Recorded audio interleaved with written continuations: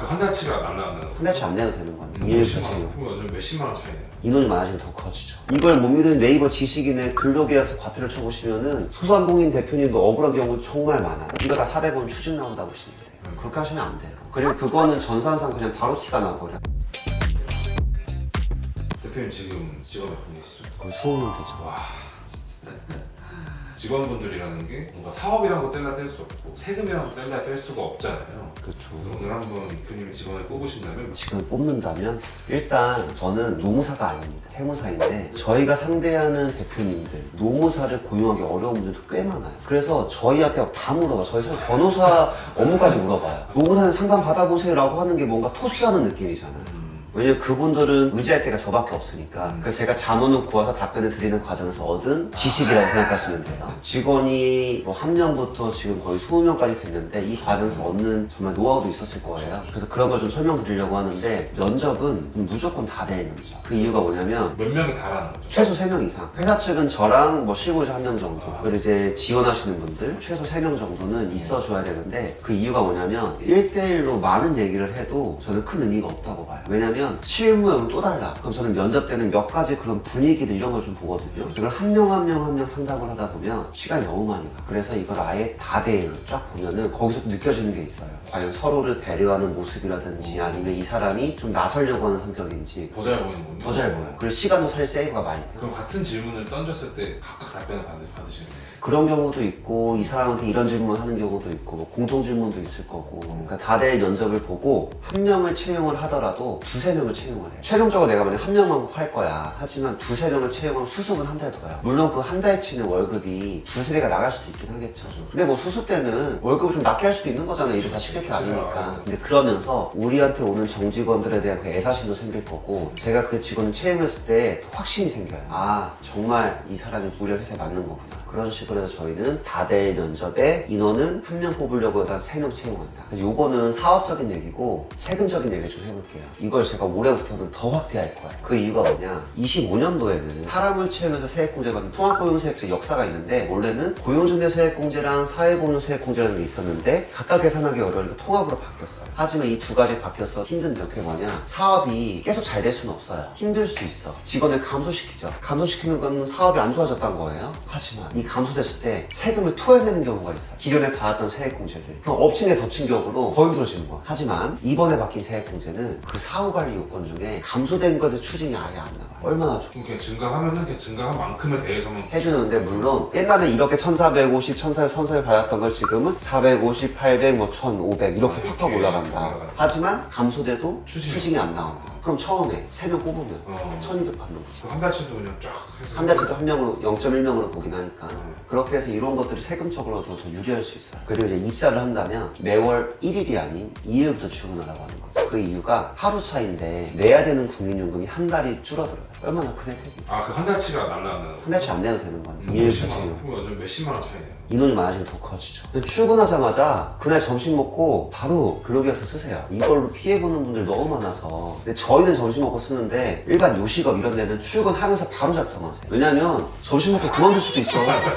아 그런 경우 정말 많아요. 네, 진짜 이상한 애들은 점심 먹고 튀고 하고 그럴 수 있어요. 이걸 못 믿는 네이버 지식인의 근로계약서 과태료 쳐보시면은 소상공인 대표님도 억울한 경우 정말 많아요. 그래서 일단은 출근하자마자 앉혀서 근로계약서 작성하자. 근데 이제 근로계약서 물어보시면 저희한테 그렇게 요청을 많이 했어요. 근로계약서.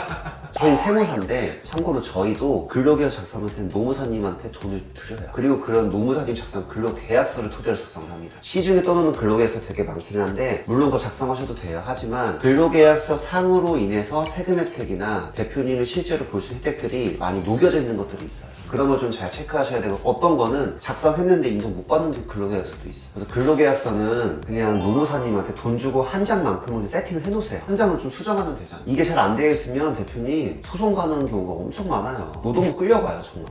노동부 끌려가. 진짜 제가 주변 사람들 노동부 안 끌려간 사람이 한 번도 없어요. 지금 내가 여기 자리 빠지면 일해야 되는데 노동부 가는 것 자체가 얼마나 스트레스예요. 그리고 또 세금 얘기 좀 잠깐 해보면 우리 두루누리 사회보험 얘기 잠깐 해보면 일단 두루누리가 뭐냐 4대분이 부담되잖아요. 5인 미만이면 90% 공제해주고 5인 이상이면 80% 공제해주고 기가입장 30% 공제 하여튼 공제를 해줘요 4대 보험료를. 근데 이걸 받는 요건이 270만 원인데 자 이 사람이 세전 290이다. 270을 맞출 수 있는 방법이 있어요. 뭐냐면 비과세 요건을 책정하는 거예요. 근데 비과세 요건이 크게 두 가지 정도가 있다고 보시면 돼요. 식대 20만원 비과세 내면 290이 270으로 바뀌어요. 근데 여기서 놓치는 게 있어. 식대 20을 비과세 넣는 순간 대표님의 복리후생비에서는 식대가 빠져요. 경비 처리가 안 된단 말이야. 아니 근로자한테 식대 주는 걸로는데 왜 너네 사업물로 또 식대를 써? 딴지를 수 있겠다. 딴지 걸 수 있죠. 하지만 사실 아시다시피 복리후생비는 어느 정도의 그 사적 경비가 포함돼요. 뭐 식사 드시는 것들이 있으니까. 근데 그런 걸 아예 쓸 수가 없어지니까 되게 큰 손해죠. 그래서 저 같은 경우는 급여 대장에 20만원 식대 비과세는 안 씁니다. 그건 안 쓰고 대신에 그 지금 차량이 있다. 그러면 차량 운전 보조금 무조건 넣어요. 그게 20만원이거든요. 그건 무조건 세팅을. 근데 대표님은 손해가 볼 게 전혀 없어. 하지만 근로자가 혜택을 보죠. 그럼 출퇴근할 때 안 써도 상관없어요? 써야죠. 아. 써야죠. 썼다고 하면 되잖아요. 실제 썼으니까 썼다고 하는 거겠죠? 근데 그러면 근데 요새 여기 실수령 올라가는 거잖아요. 그러면 그쵸? 실수령도 올라가. 저 나가는 거 똑같은데. 똑같은데 맞아요. 물론 여기도 4대 보험을 좀 줄어요. 그래서 일단은 그때 20만원 비과세 있는 것보다 그냥 회사 카드로 사주세요.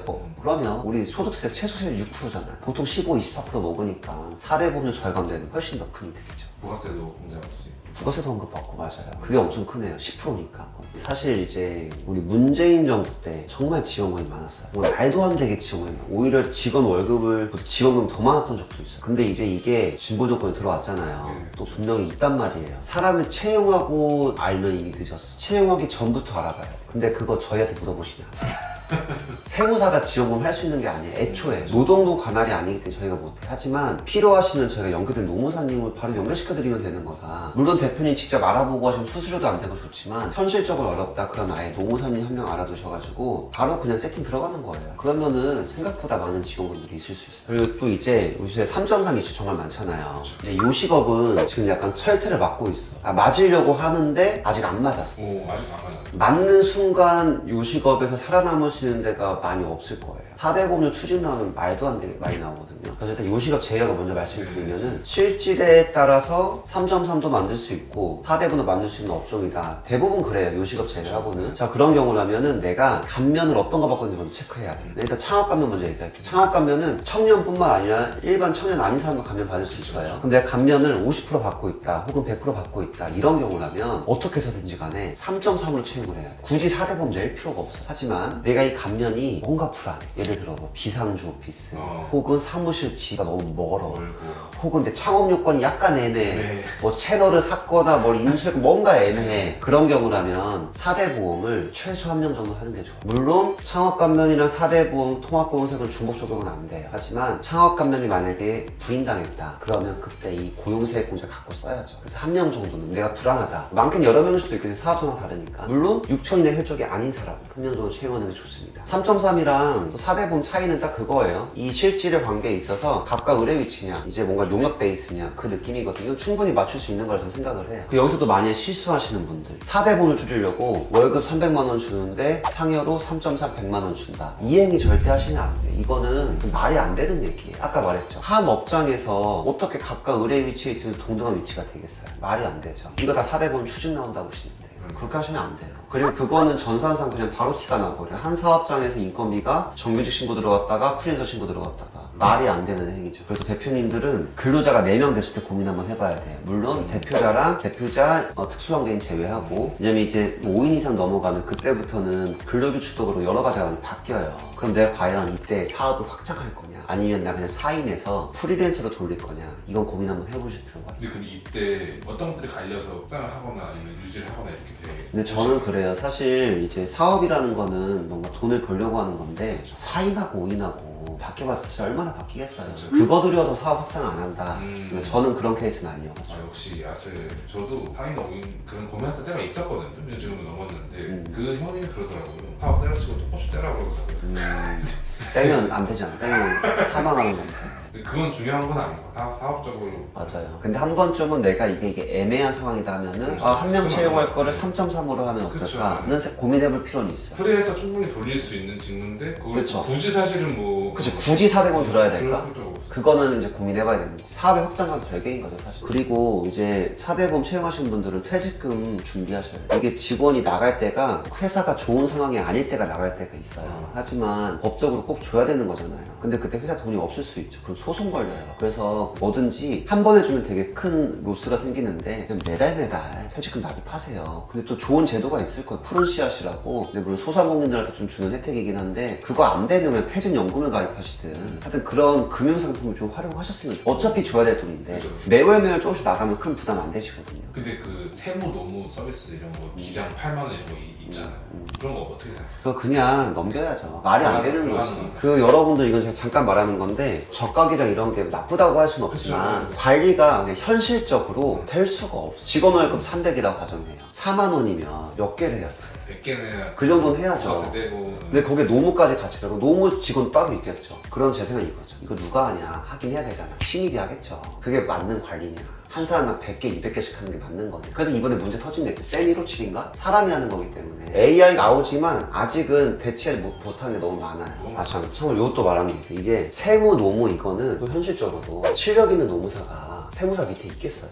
저는 없다고 봐요. 실력 있는 세무사가 세무법인에 있지 않아요. 나오지. 그러면 정확한 거는 세무사 따로, 노무사 따로 아웃소싱을 맡게. 이왕이면 여기 연계된다면 좋겠죠. 세무법인 하나에서 노무사, 세무사 쓰는 게 말이 안 되잖아요. 그 세무, 노무는 되게 협력을 해야 되는 건데, 공생해야 되는 건데, 한 사업장에서 하기에는 실력 있는 사람들 모일 수가 없다. 차라리 세무사가 컨트롤타워가 돼서 노무사 연결시키고, 법무사 연결시켜드리고, 감정평가사 연결시키고, 변호 연결시키고, 이게 가장 최고예요. 저는 이게 가장 최고라고 봅니다. 네, 어쨌든 대표님 26년 사업 번창하시고, 노무적으로도 문제 안 생기시고 세금적으로도 문제 안 생기시게 사업 번창하셨으면 좋겠습니다. 감사합니다.